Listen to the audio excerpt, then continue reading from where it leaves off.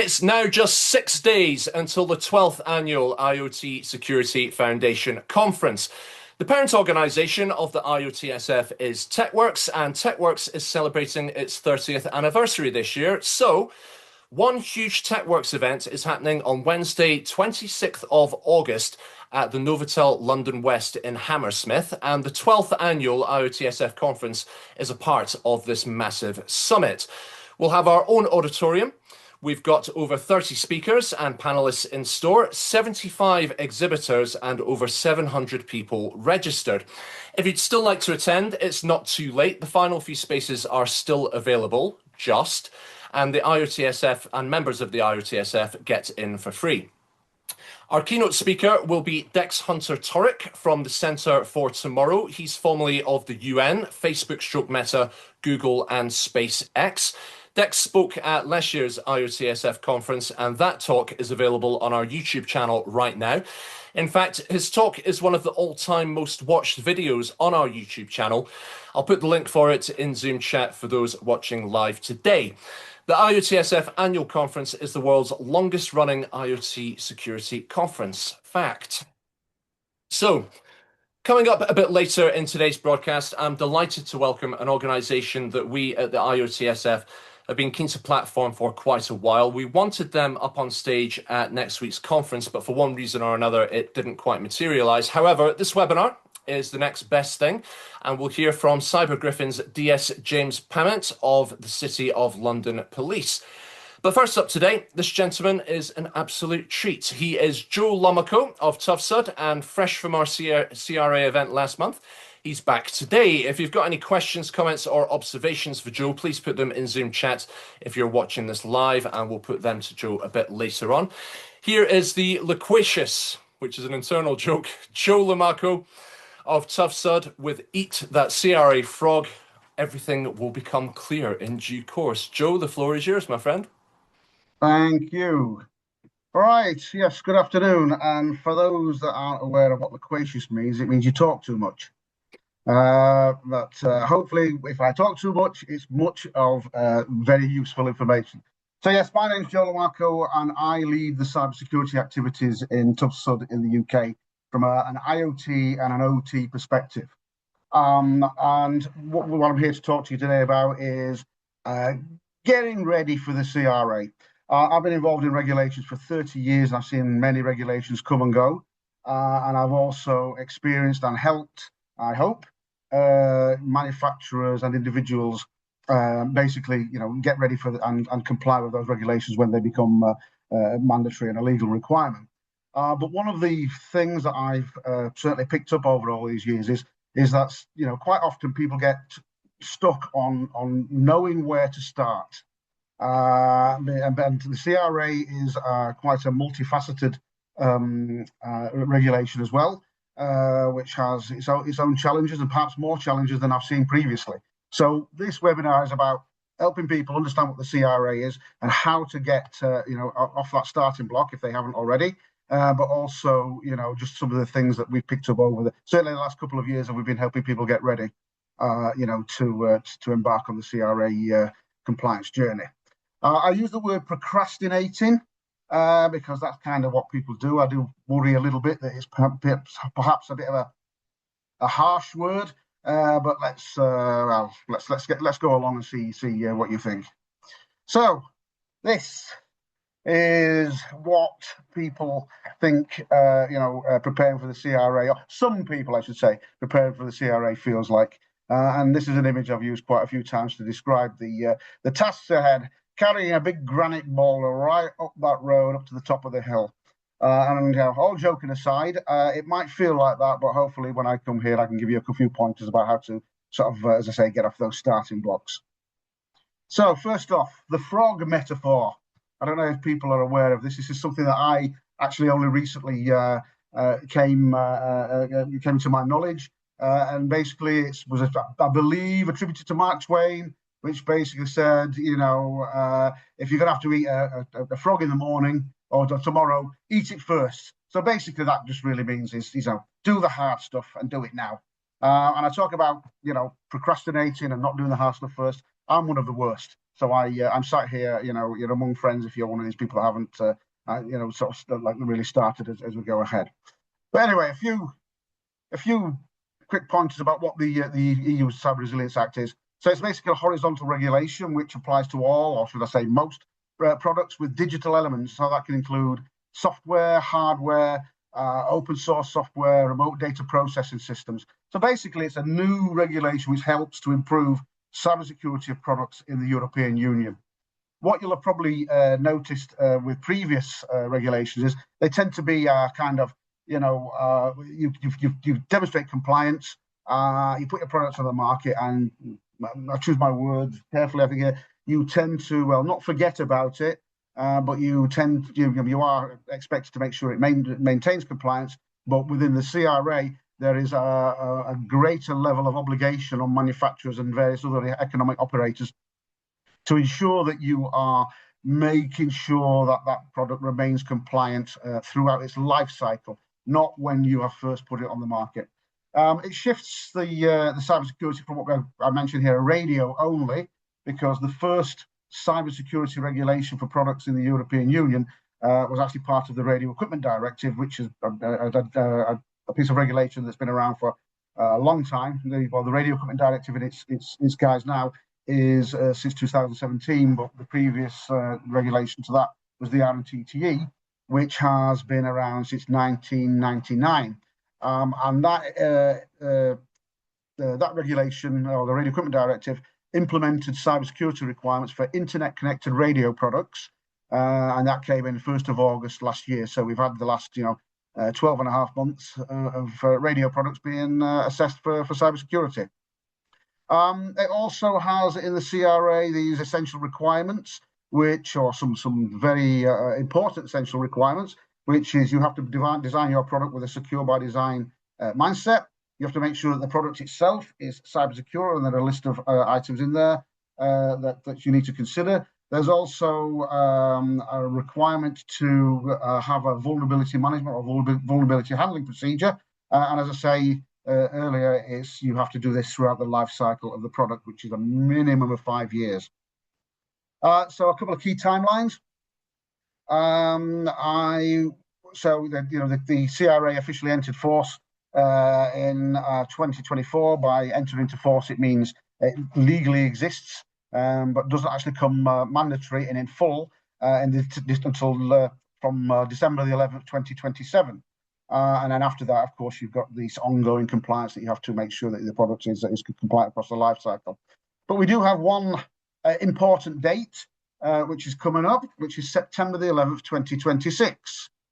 And this is where you have to report to a single reporting platform run by ENISA in the European Union. You have to report any actively exploited vulnerabilities, and we'll come and talk about that in a little bit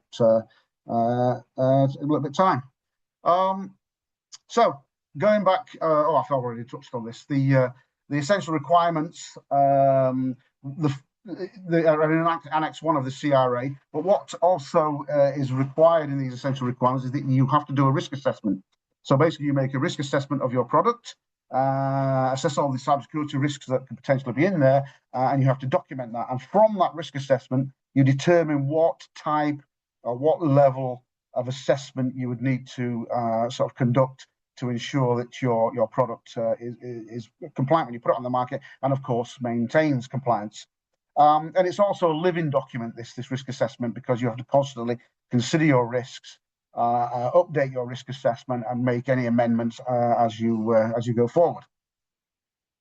So the first frog that you have to swallow or eat is this 11th of September 2026. As I said there, it's if you become aware of an actively exploited vulnerability, you have to report that to, as I say, to ENISA and the CSIRTs, which is the Computer Security Incident Response Teams in each of the member states. And you basically have to report that within 24 hours of becoming aware. Then you have to do a more updated incident report. And that's details of what's actually, around this vulnerability. And depending on the severity, you have to produce another report, either within 1 month if it's a severe incident, And if it's not such a severe incident, then you have to make a report 2 weeks after you've employed a mitigation or an update and so forth. So, I mean, there's a lot more information around what this happens, but that is the 11th of September 2026. I mentioned it's all about secure by design. So there are lots of things, as I say, you need to consider. And one of those is the secure by design lifecycle. I think certainly most of my customers tend to have that in place, but you've got processes, procedures, things like that. So you have a bed of knowledge, expertise, referral information where you can demonstrate that every product that you build, it has, security considered in its design from the very, very start. So the bit, why do manufacturers procrastinate? Why do I procrastinate?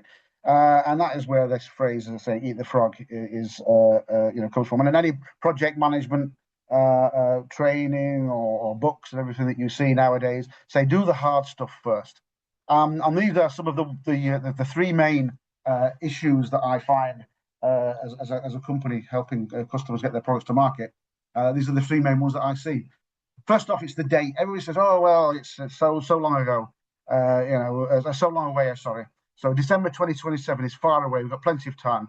That may not be the case, depending on the how your company's made up, and particularly if you have to align many different stakeholders. It seems yesterday that we were having this same conversation about the September the 11th, date for reporting vulnerabilities. We were having these conversations 18 months ago, and people saying, "Well, we still got 18 months." And I know for a fact some of the people I'll be speaking to will still not be ready on September the 11th, despite saying that. And that's not really a criticism of what we see. It is historical fact, and as I say, I'm as guilty of it, myself, leaving things to, well, not necessarily the last minute, but to when I could have started it earlier. A lot of people are still not quite sure what to do because the CRA is a big document. There are many different standards that are going to be applied to it. There's all sorts of different interpretations. We are reliant upon other organisations such as notified bodies, the European Commission themselves, and it's getting all the right contacts together to get that information and working out exactly how you put it together and move forward in demonstrating your compliance. And the third one is the stakeholder alignment. Getting the engineering teams aligned. The CRA is not just about technical requirements now. It is about processes, procedures, business operation. So whereas many of the other regulations that we've seen, certainly before the CRA, and there are a couple that exist now, but prior to this, most of the regulations and directives and so forth were all technical kind of like focus. But now it's clear that the CRA is not just technical, but it's also a business challenge. So you need to get all stakeholders within the business aligned. A little bit about, here's some costs of procrastination. If you have some core security failures, like you don't meet the essential requirements and something bad happens and there's a breach that causes a lot of damage, you could potentially be fined up to 15 million euros or 2.5% of the annual turnover. And when you compare that to things like GDPR, it's still quite small, but these numbers are getting bigger and bigger as we go. Other sort of diligence failures in the CRA could be like documentation, failing to have the correct documentation in place and the correct procedures to sort of demonstrate compliance and so forth. And that has a mid-tier penalty of 10 million or 2% turnover, whichever is the highest. And incorrect reporting or fraudulent reporting is 5 million or 1% of turnover, which I find this one a little bit strange, really. I'm sure there's a reason behind it, because I would have thought anything that was fraudulent would probably carry a higher penalty. But nevertheless, those are the penalties, regardless of your opinions of where they come from and their application. It can be a lot of money and a lot of damage to a company that if they were met with this kind of penalty. So that's probably one thing to take away. So this is probably the most important slide. And these are 8, and I call them starter steps to kind of like eat the frog today. And as I say, it's most important. I've already mentioned that it's a business challenge, not just a technical. So you should ensure that your management are fully bought in to what is actually required by the business under the CRA. If you are familiar with the IEC 62443 series of standards for industrial automation and control, you will find somewhere in there, I think it's 62443-1-1 or something, that actually points out that the number one rule before you do anything is making sure that your management are fully on board. And I think this absolutely applies today. And so you have to ensure that your management are 100% clear of their obligations and also 100% providing support. Not having that full support will create challenges further on along the line. Asking for help. Obviously I'm a company, but there are lots of resources out there presently on YouTube. There are many webinars such as this, but there are also much more in-depth webinars by other companies, by the European Commission, by industry organisations, and so forth. So you don't necessarily have to work it out alone, but there is help out there, white papers and so forth. I would also suggest that people, if you don't already, try and get hold of the standards. So there are a number of standards that are applicable to the CRA, or that are being developed as we speak, so you can get them in draft from some of the standards writing organisations. But you should certainly get them in front of you and start studying them, or get people in your teams to start studying them. There's also, like I say, the standards like 62443 and the CRA Annex 1 has a lot of information in there as well. But if you are already doing radio equipment directive assessments, the EN 18031 series of standards are a good start as well, because there is certainly a lot of carry through from the 18031 into what is termed the 40,000-1 series of standards in CRA, particularly the 40,000-1-4. You will see that a lot of the requirements in there are very similar to what's in 18031. So yeah, get hold of the standards. I mean, it's surprising that many companies that are embarking on the CRA don't actually have copies of these standards. Scoping your product. Find out where your product sits. 90% of the products under CRA will fall into what we call default. But there are also some important classes and critical classes. And the important classes are, and critical classes are particular devices where, if they were to be breached, could cause some severe damage. So you need to work out, where your product, sits in that class, because there are some additional requirements and additional certification requirements depending on, where you sit there. The 24-hour response issue, or the, having to notify ANISA and the CSERTs of any actively exploited vulnerability. You should certainly have somebody that knows about this and is ready to act should that vulnerability, come about. So, it's before the 11th of September 2026. Have a look at the Article 14, I think it is, in the CRA, which gives you a bit more information about what is required. Implement automated software bills of materials. This is not a requirement yet, but it will be a requirement under the vulnerability handling procedure from the 11th of December 2027.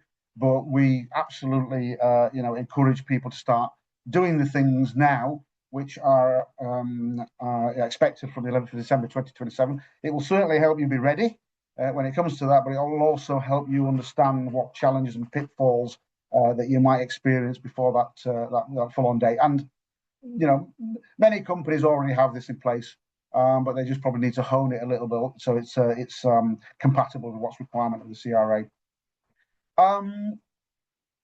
Essential requirement 1.1 is that, and I mentioned earlier, you have to do a secure by design principle. The IEC 62443 series of standards, which I've already mentioned, and ISO 27001 controls, that will help you understand the sorts of things that you have to put in place to develop, secure by design products.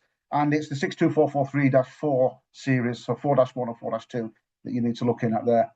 And you should also appoint a product cybersecurity or product security lead.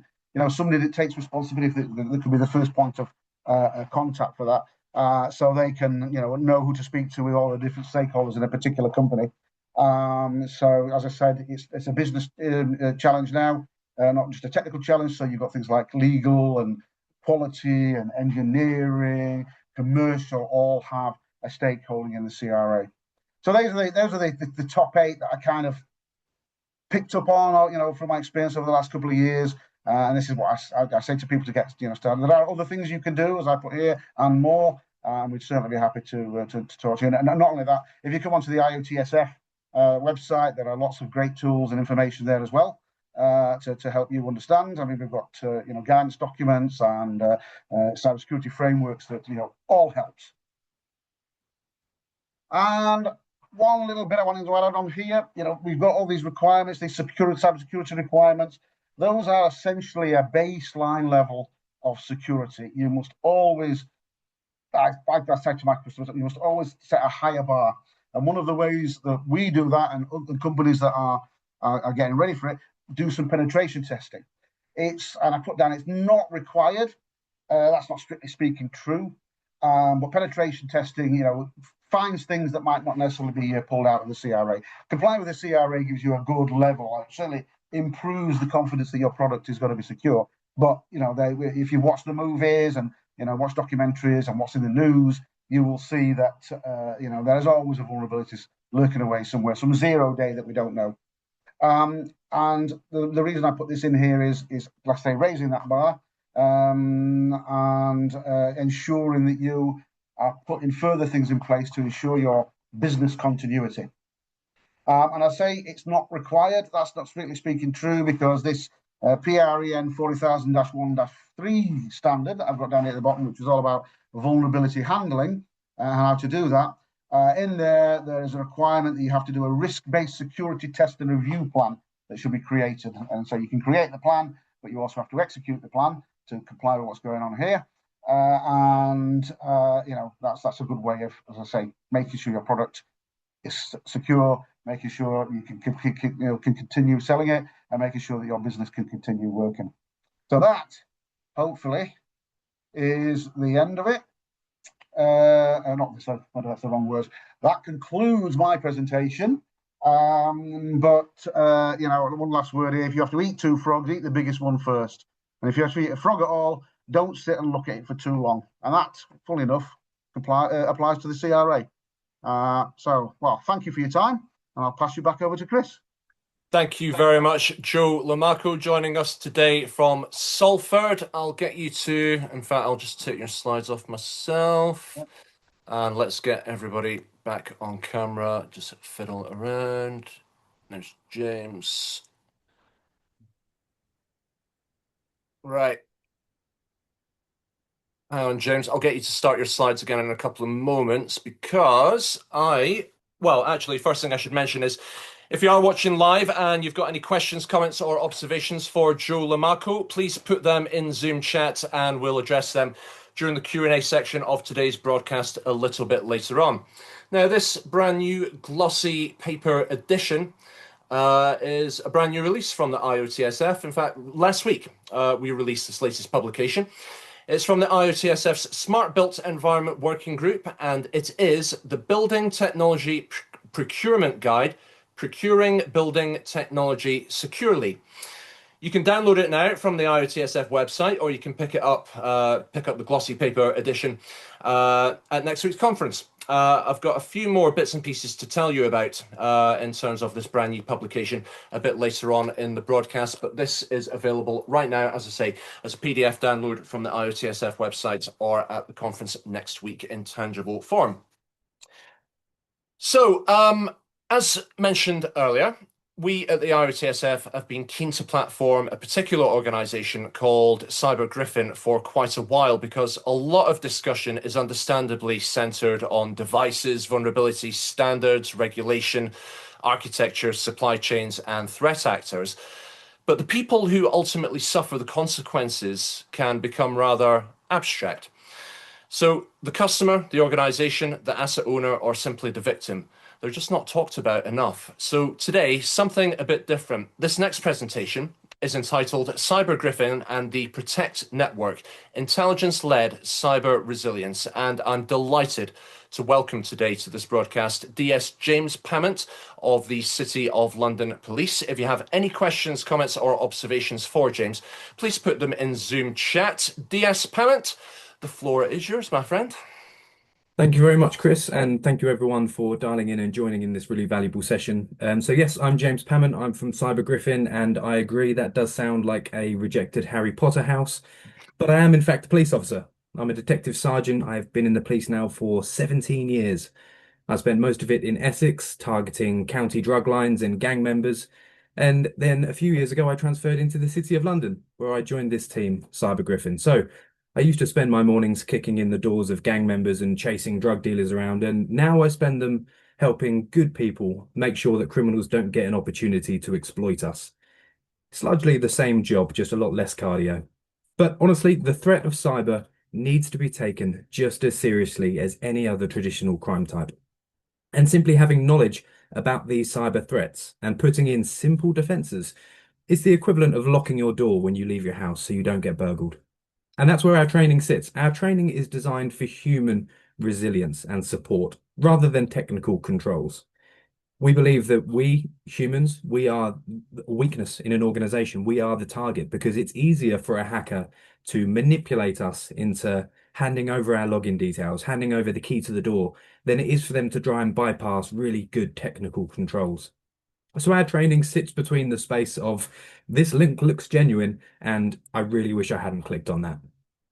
So before I begin explaining specifically what we do, just a bit of a threat update that we've been finding in the City of London. So we've witnessed a gradual increase in the capability of offenders. They seem to be devoting more time to enhancing and enriching their known tactics rather than creating wholly new ones. And I actually believe this gives us an advantage because we know where they're coming from. But whilst there's a higher frequency of attacks, the greatest risk remains with the success rate of high volume but low sophistication attacks. So phishing, in a nutshell. Phishing amounts for 88% of cybercrimes now. It's cheap to run, you can do it anywhere in the world, it's low risk, and it's very scalable. So moving on. So on Cyber Griffin, we are a partnership with the National Cybersecurity Centre. They're the UK's technical lead for all things cyber.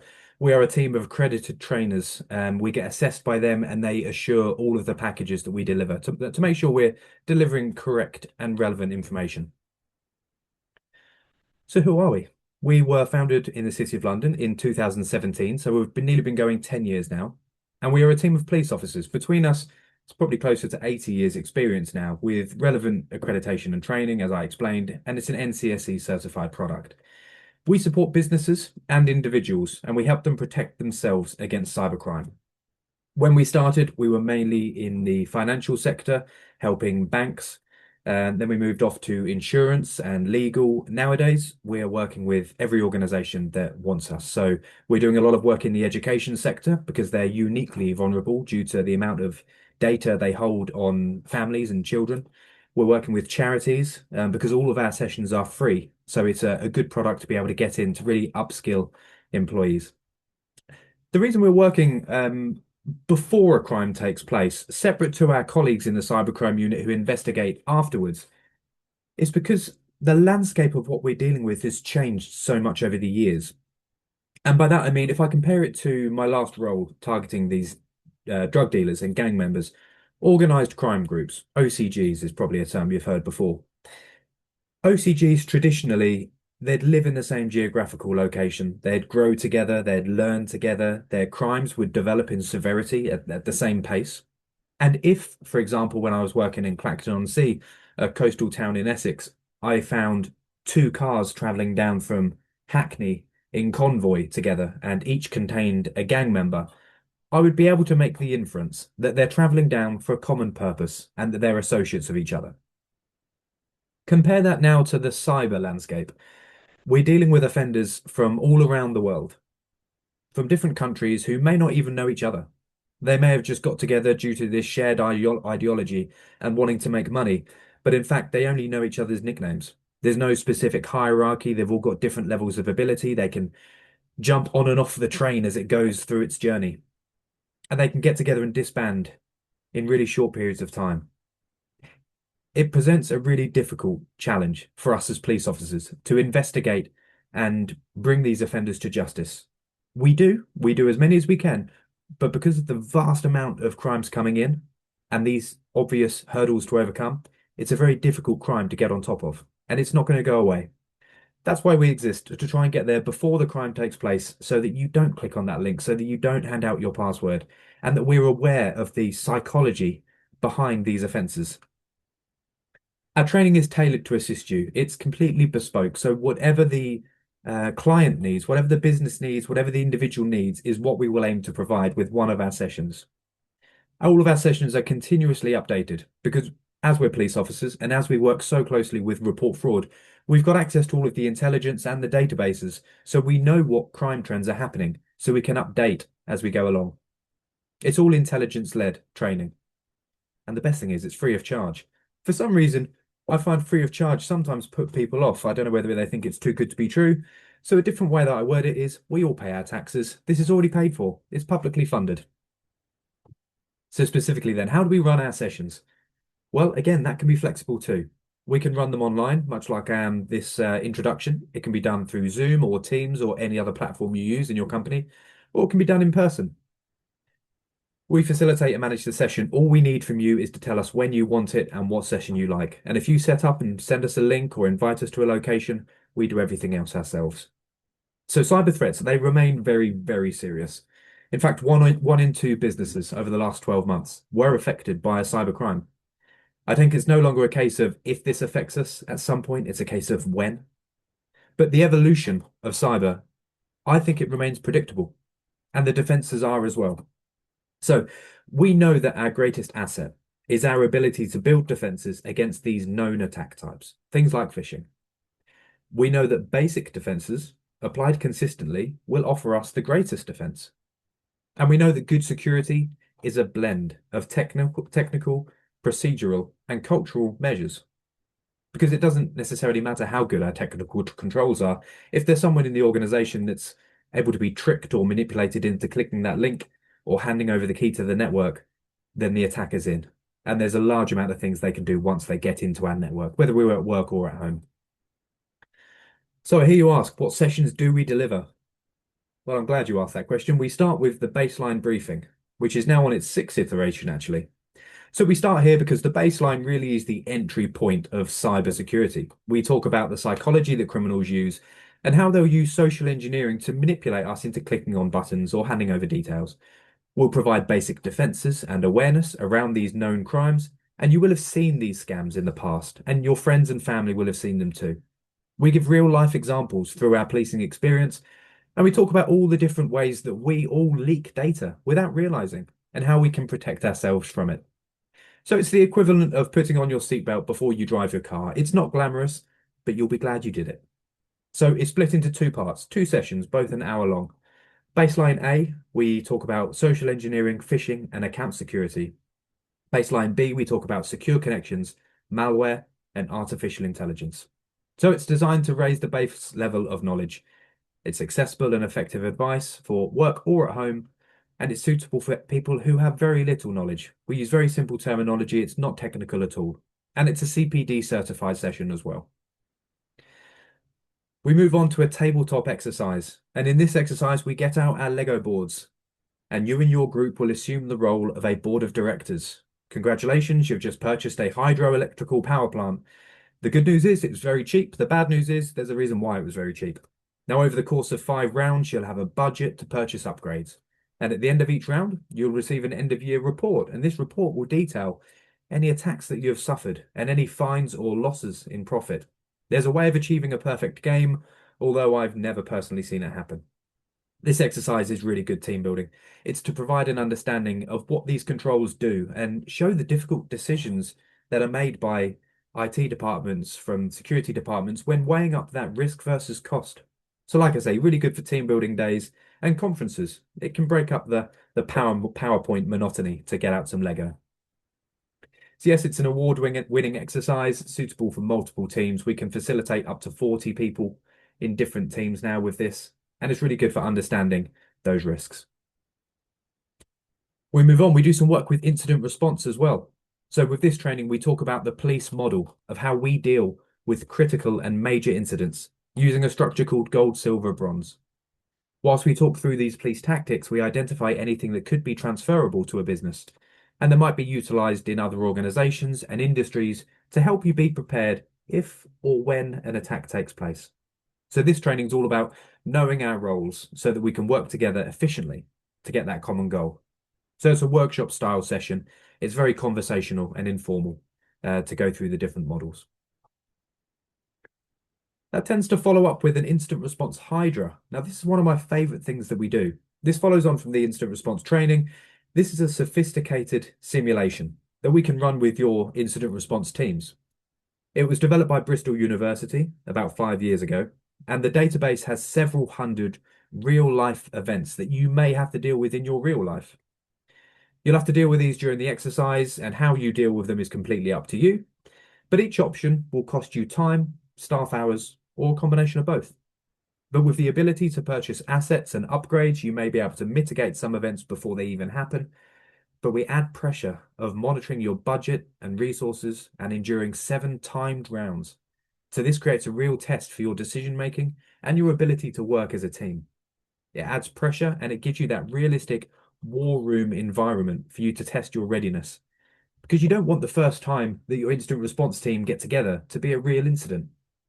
So that's where this sits.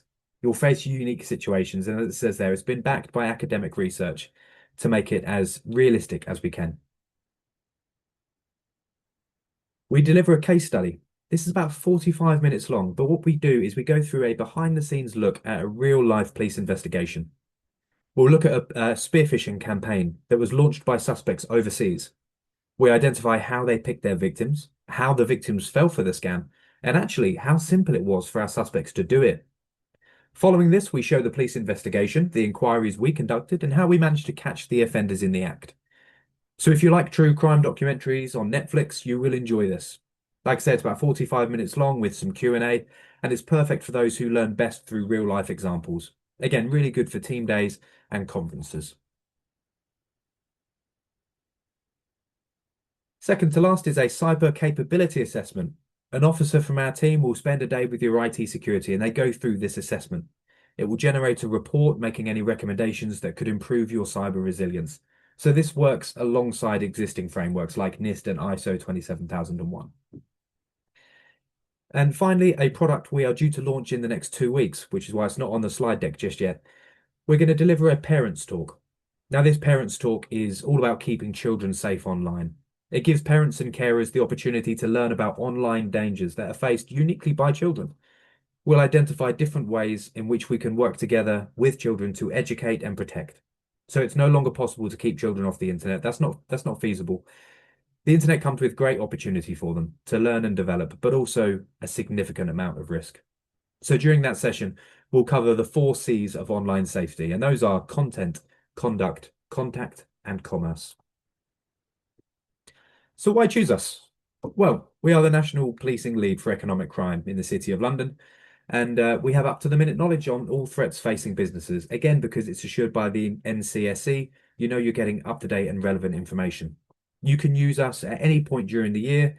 Everything is free of charge, and there's no ongoing commitment. You can call us one day and ask us to come in to do a presentation, to run a Lego tabletop exercise, to run the simulation with your incident response team. Or if you wanted us to set up an evening session for the parents' talk that you can advertise to your staff and they can join if they wish to. It can be really bespoke and really flexible. And I think the flexibility is something that really helps because you are all very busy people. So our trusted and neutral position ensures that our input is solely focused on protecting your businesses. If we can protect you and your loved ones from being victims of cybercrime, it stops those crimes coming into our office. It helps free us up to proactively investigate other crimes as well. And it works for everybody to try and achieve that common goal. We don't work off commission. Everything's free. And that's why it's completely impartial. Finally, how to contact us then? Well, we do have a website, cybergriffin.police.uk. All of the services I've mentioned will be on there alongside some brochures with more information. We are all on LinkedIn. So Cyber Griffin as an organization is on LinkedIn. I'm also on LinkedIn as well.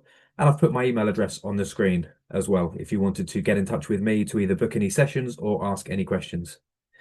Thank you very much for listening. I'm going to be about for some Q&A at the end as well. Hopefully you've got some questions. I'll be really keen to talk to you more about this and hopefully work together at some point in the future. So once again, thank you for your time and thank you for listening. Brilliant stuff. Thank you very much, James. And your LinkedIn link is actually in Zoom chat for those watching live at the moment. So I beat you to it, actually. Right. Let's get everybody back on screen. So one thing I will say just now is that if you are watching this broadcast on our YouTube channel, this is where we say goodbye. The Q&A is exclusively for this edition for the live audience and IoTSF members only, I'm afraid. So thank you very much for watching, and we'll see you next time. Thank you. Okay, so as mentioned earlier, the IoTSF Smart Built Environment Working Group has a new publication out. You can download it from the IoTSF website for free right now, or you can pick up a glossy paper version at next week's annual conference. Hot on the heels of this new publication, the IoTSF's Smart Built Environment will be talking all about this new guide on next month's edition of this webinar series. So join us on Thursday, the 17th of September, for a Smart Built Environment special all about the brand new procurement guide. The link is in Zoom chat right now if you want to register live or go to the events section of the IoTSF website.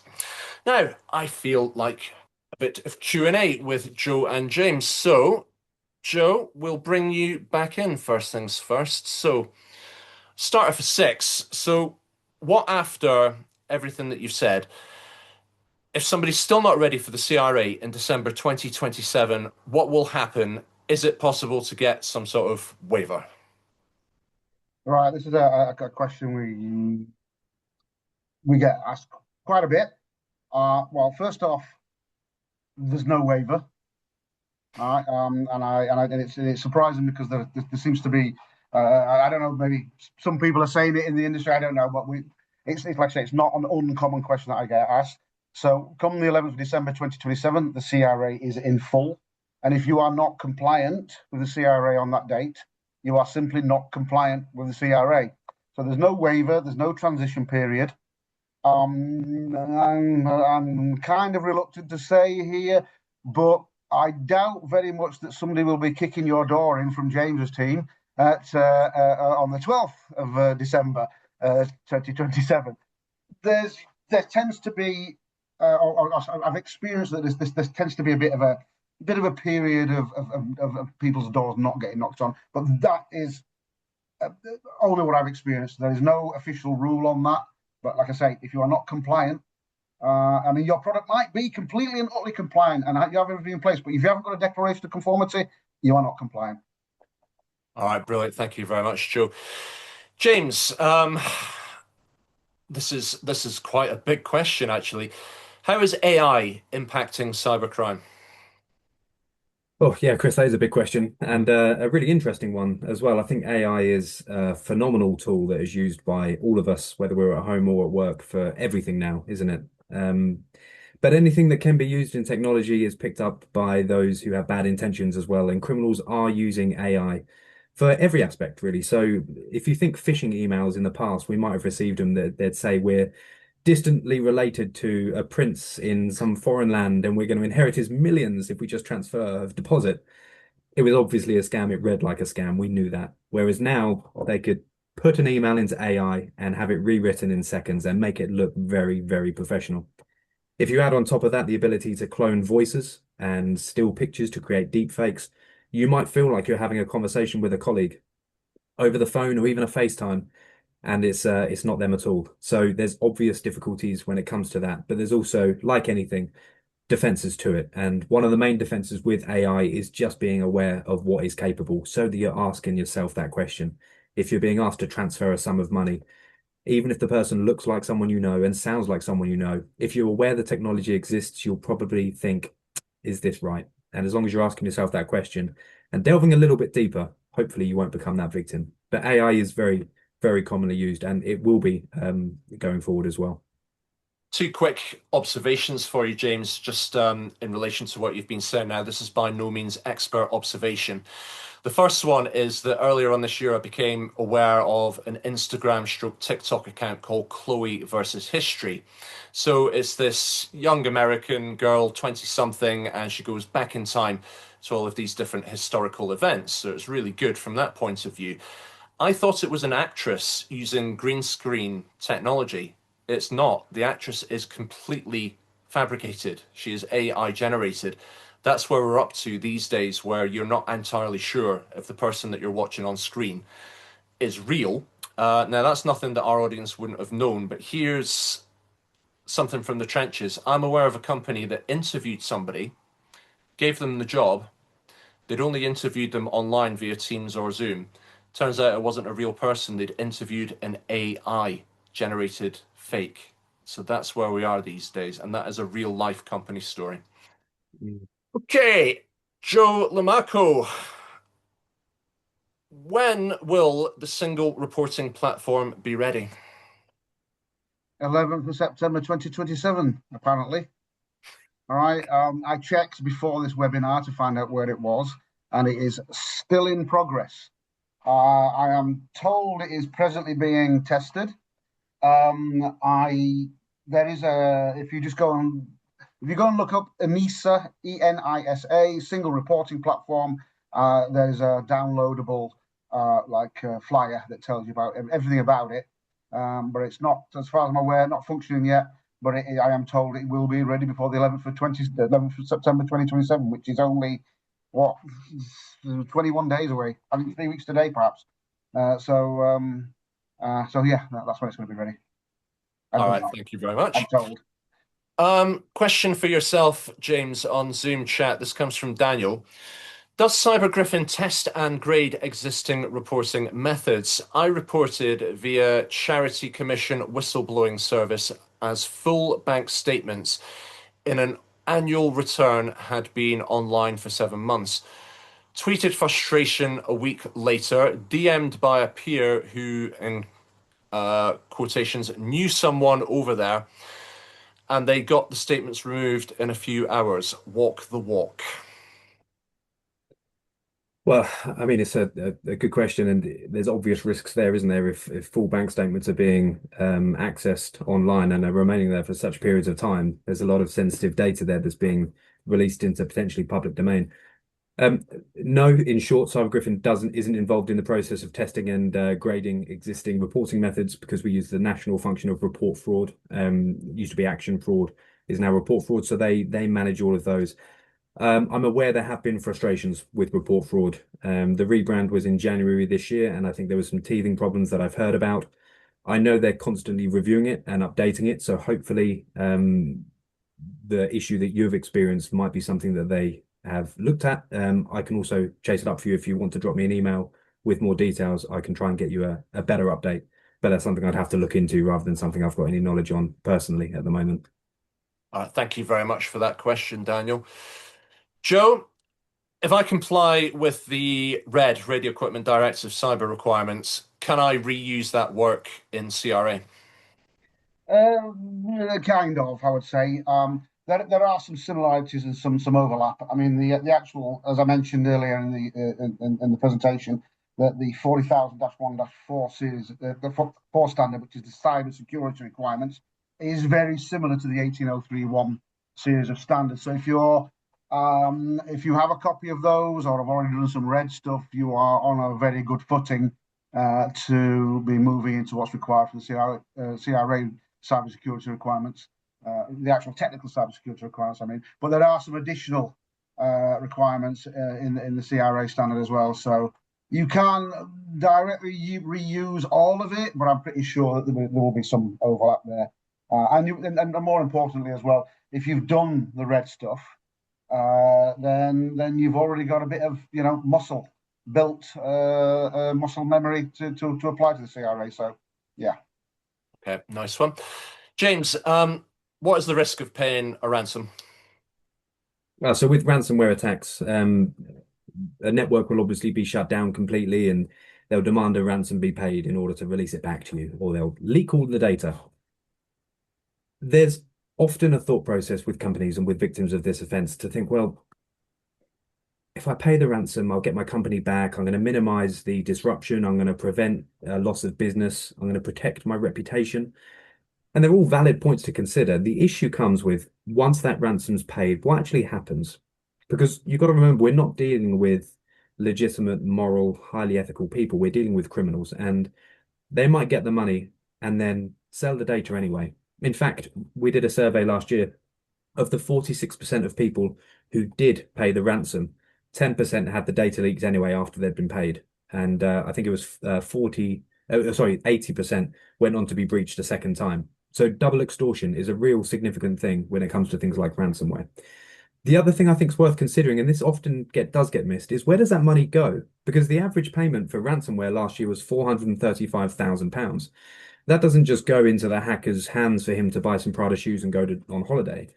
It ends up back in much more serious criminality. So the money will have to be laundered. So potentially they're going to be opening up some kind of shop front, and you'll all have your opinions as to shops or barber shops or American sweet shops and vape stores in your areas that you suspect may be money laundering fronts. But generally with those come with human trafficking, money laundering, and things like that. So very serious criminality is funded by cybercrime. The cybercrime, I'll finish on this, an interesting fact to take away.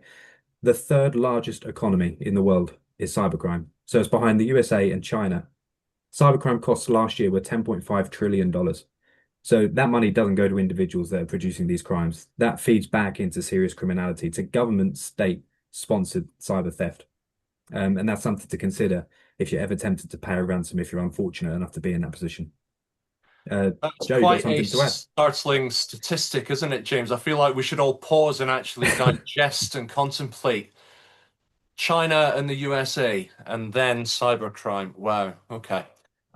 Joe, Yep, you yep, wanted to yep. come in on this. Yeah, there's a couple of things there. That 10.5 trillion, that is a number that I use on many of my slides. When you consider that that is actually 12% of global GDP, right? And it's believed that by 2030, that number will go up to 15%, right? And so it's an incredible amount of money, right? It's crazy.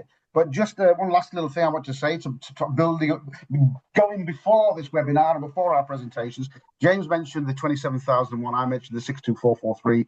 There's obviously the practices that he puts in place.